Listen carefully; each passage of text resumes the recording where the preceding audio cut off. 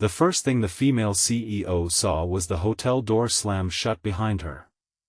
The second was the circle of men blocking every possible exit.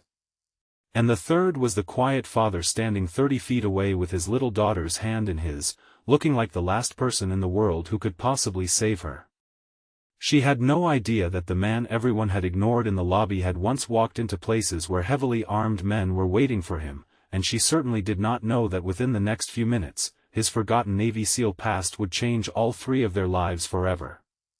Before we continue, if you believe in kindness, forgiveness, hope, and second chances, please take a moment to like this video, leave a comment, share this story with someone who needs hope today, and subscribe to our channel so our community can keep bringing you stories that remind us that courage sometimes comes from the most unexpected people.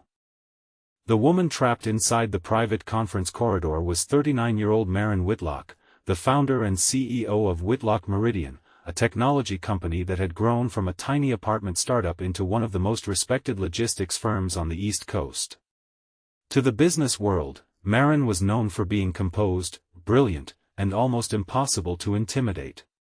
She had negotiated with billion-dollar corporations, faced hostile investors, and survived years of criticism after taking over a company founded by her late father.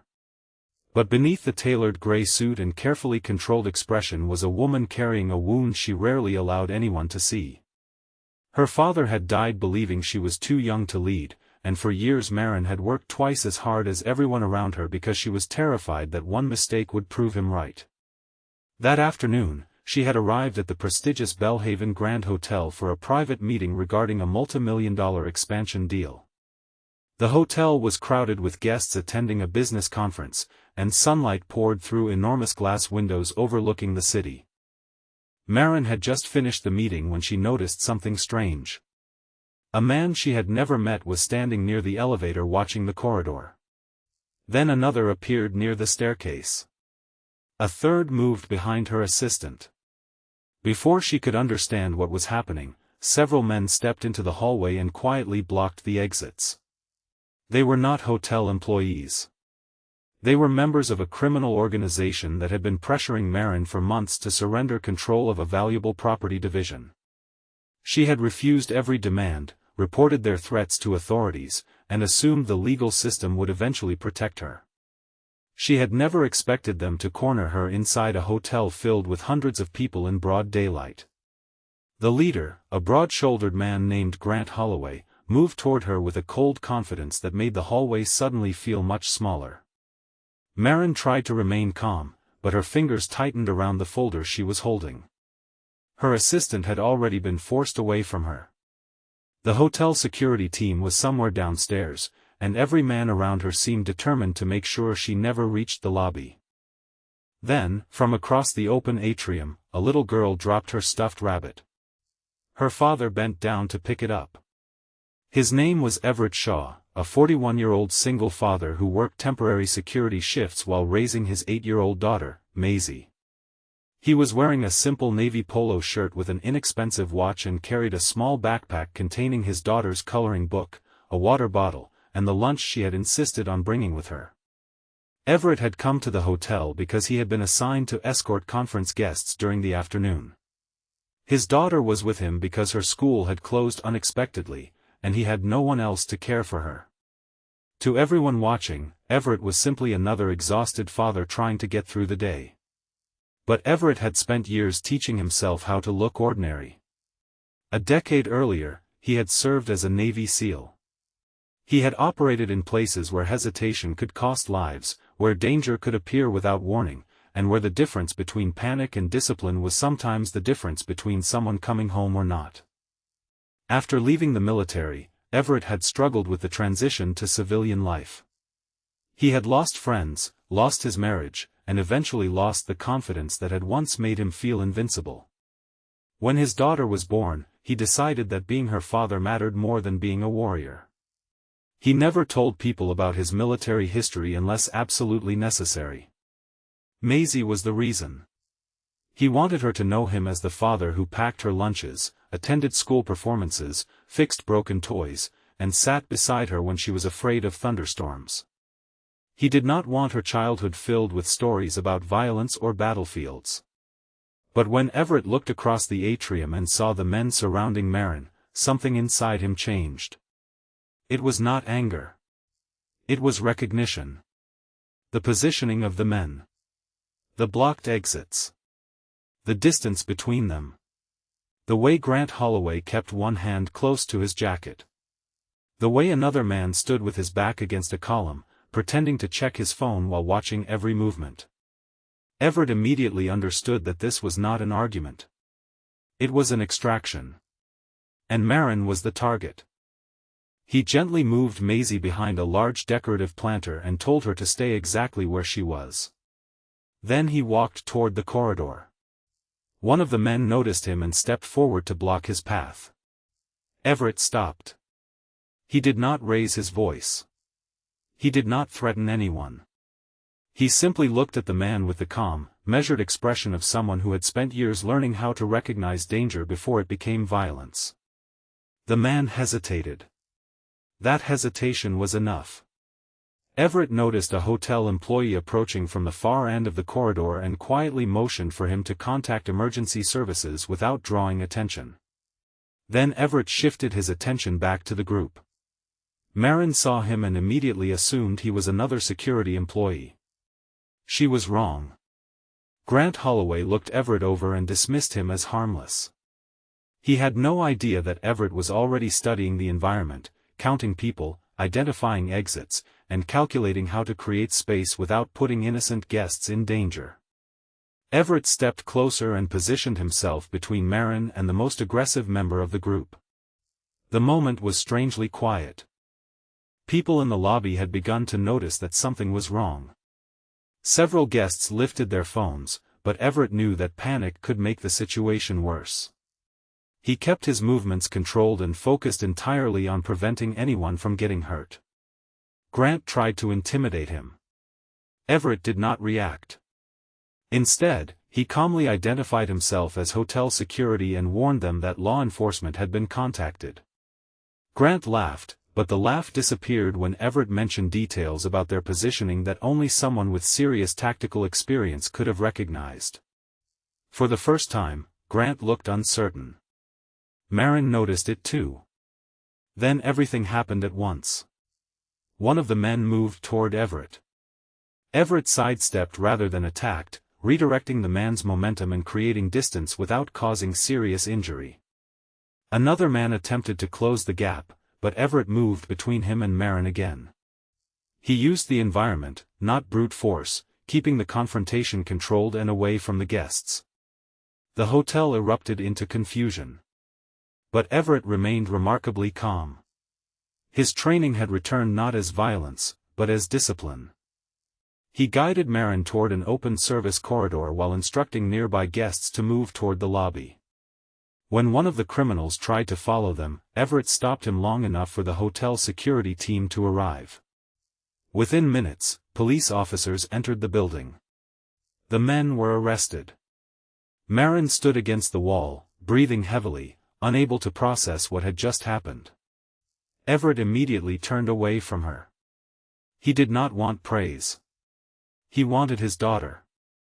Maisie came running into his arms, and for the first time that afternoon, Everett's controlled expression broke.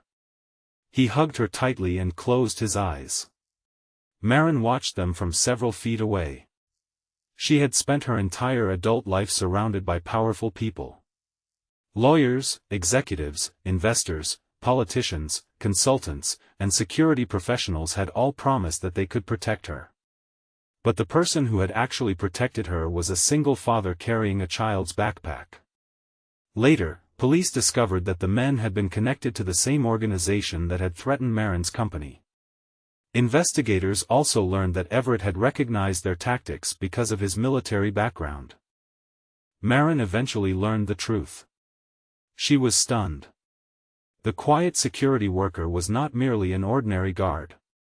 He had served as a Navy SEAL. But what affected her most was not his military record.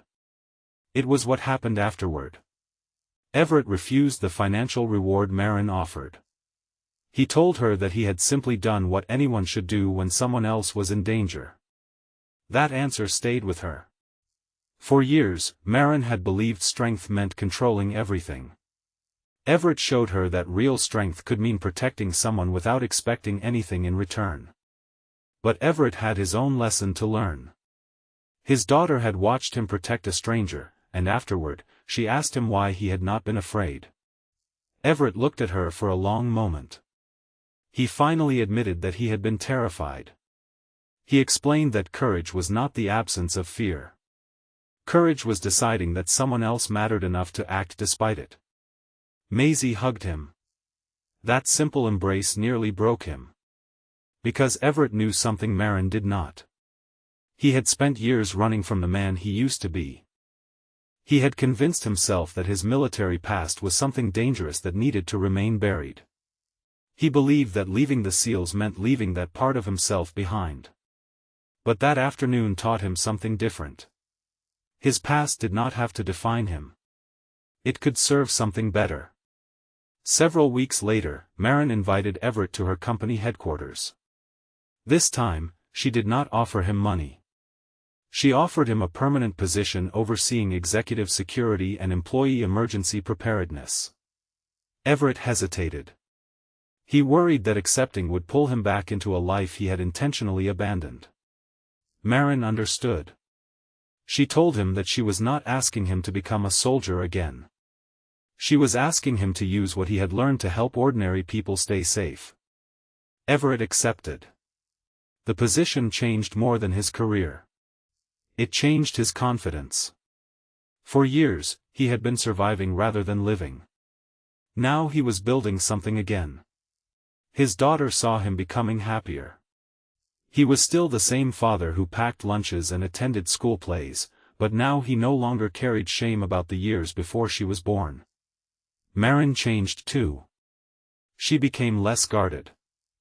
She began treating employees not as numbers on a spreadsheet but as people with families, fears, and dreams.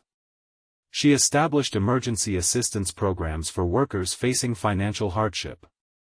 She created a scholarship in her father's name, not because she had forgiven everything about their complicated relationship, but because she had finally stopped allowing old wounds to control her future. And somewhere along the way, an unexpected friendship developed between Maren and Everett. It was not built on wealth or status. It was built on understanding. Maren had learned that even the strongest people sometimes need help. Everett had learned that accepting help did not make him weak. Maisie became the bridge between them. She would visit Maren's office and proudly show her drawings. Maren would keep every one of them. Everett would pretend to complain when Maisie covered his desk with glitter, but his smile always gave him away. Months after the hotel incident, Maren attended a company event with Everett and Maisie.